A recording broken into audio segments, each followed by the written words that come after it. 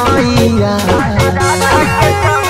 ए सखी सुनो, राम संगे सीता सोबे राधा के संगे कन्हैया।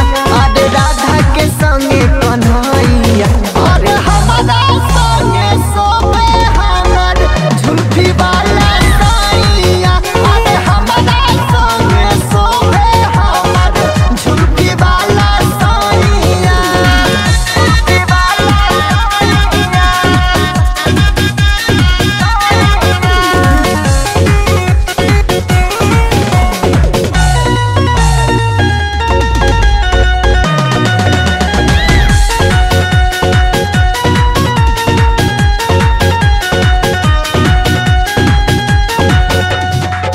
पार्वती जी के देखले शिव सोनावा के हार में। हमारा के देखे बलमुआ सो रहो सिंगार में।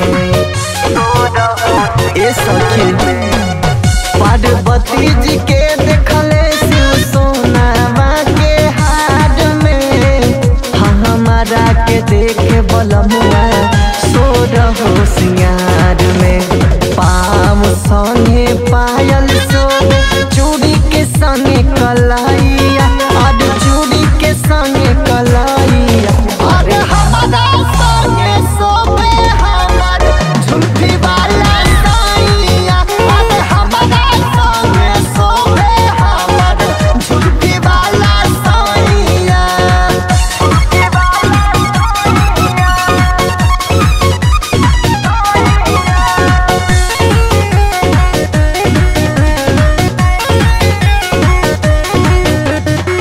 कहतानी बतिया सखी सुन सता जुग के।